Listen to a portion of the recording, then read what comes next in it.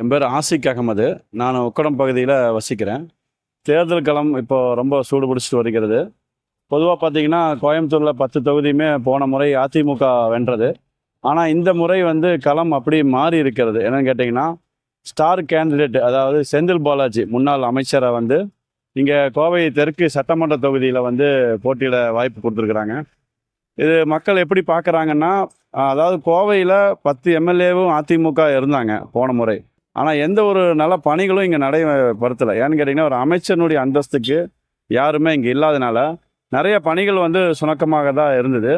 இப்போ கோவையில் பார்த்தீங்கன்னா, தெற்கு தொகுதியில் பார்த்தீங்கன்னா பிரதானமான பிரச்சனைகள் நிறையா இருக்குது.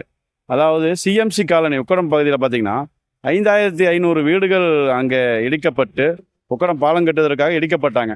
மாற்று இடங்க தரங்கிற மாதிரி சொல்லி 2000 வீடுகள் தான் போன முறை வந்து கொடுத்தாங்க. ஆனால் செந்தில் பாலாஜி அவர்களிடத்தில் நாங்கள் கோரிக்கை வச்சுருக்கிறோம். எங்கள் மக்களுக்கு அந்த துப்புரவு தொழிலாளர்களுக்கு அந்த வீடுகளை மீதி வீடுகளை கட்டித்தர வேண்டும், அதே இடத்துல கட்டித்தர வேண்டும் சொல்லியிருக்கோம். அவர் கண்டிப்பாக கட்டித்தரன்னு சொல்லி வாக்குறுதி கொடுத்துருக்காரு. அதே போன்று தெற்கு தொகுதி என்பது மக்கள் தொகை வீடுகள் அதிகமாக இல்லாட்டியும் கூட வணிக வளாகங்கள் அதிகமாக இருக்கிறது. ரெண்டாவது பார்த்தீங்கன்னா டிராஃபிக் இங்கே வந்து உக்கடம் டவுன்காலு இடையர் வீதி போன்ற பார்த்தீங்கன்னா டிராஃபிக் அதிகமாக இருக்குது.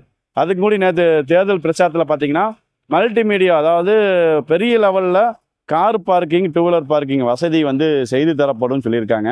அதுவுமே பார்த்திங்கன்னா கோவை மக்களுக்கு ஒரு சந்தோஷமான விஷயமாக தான் இருக்குது. பல்வேறு வாக்குறுதிகளை வந்து அண்ணன் செந்தில் பாலாஜி அவர்கள் தந்திருக்கிறாங்க. அவரை பொறுத்த வரைக்கும் அதிகமாக செய்யக்கூடிய நபர் தான். அதனால தான் கரூரில் தொடர்ந்து அவர் ஜெயிச்சிட்ருக்காரு. கோவைக்கு அவர் வேட்பாளராக வந்தது எங்களுக்கு ரொம்ப சந்தோஷம். ஏன் சந்தோஷம் அப்படின்னு கேட்டிங்கன்னா, எங்களுடைய தொகுதிகளுக்கு பல்வேறு நலப்பணிகள் நடைபெறும். அது சம்பந்தமாக கோவை மக்களும் ஒரு மகிழ்ச்சியாக இருக்கும். கோவை நகரமும் வளர்ச்சிக்கு பாதையாக அமைந்துடுங்கிறது நம்பிக்கை. கண்டிப்பாக இந்த முறை தெற்கு சட்டமன்ற தொகுதியில் அண்ணன் செந்தில் பாலாஜி அவர்களுடைய வெற்றி வந்து உறுதி செய்யப்பட்டது. எப்போது அவர் வேட்பாளர் அறிவித்தார்களோ அப்போதே அவர் உறுதி செய்யப்பட்டது தான் நாங்கள் கருதுகிறோம்.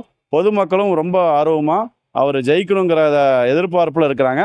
கண்டிப்பாக அவர் மட்டும் இல்லை, திமுகவை சேர்ந்த இன்னும் நிறைய நபர்கள் கோவையில் வெல்லுவாங்கிறது தான் நிதர்சனமான உண்மை. இதில் மாற்றுக்கிறதுக்கு எதுவும் இல்லை. கண்டிப்பாக அவர் ஜெயிக்கும். அதாவது நேற்று நரசிம்மன் கோயிலில் வந்து பிரச்சாரத்துக்கு வரப்போகும்போது அவர் பேட்டியை பார்த்துருந்தோம். அதாவது மல்டிமீடியா கார் பார்க்கிங் அதாவது அமைத்து தரப்படும். ஏன்னா உக்கடத்தில் வந்து டிராஃபிக் அதிகமாக இருக்குங்கிற கோரிக்கை அடிப்படையில் கார் பார்க்கிங் வந்து மிக பிரம்மாண்டமான அளவில் அமைச்சு தரும்னு சொல்லியிருக்காங்க. அது எங்களுக்கு வந்து ரொம்ப சந்தோஷமாக இருக்குது. சொல்லால் இல்லாமல் அதை செய்து தந்தால் இன்னும் சந்தோஷப்படுவோம். ஏன்னு கேட்டிங்கன்னா, உக்கடம், ராஜி வீதி, ஒப்பனக்கார வீதி, டவுன்கால் போன்ற பகுதியில் ஒரு துணி கடைக்கோ இல்லை ஒரு நகை கடைக்கோ வருவதற்குரிய மக்கள் வந்து ரொம்ப சிரமப்படுறாங்க.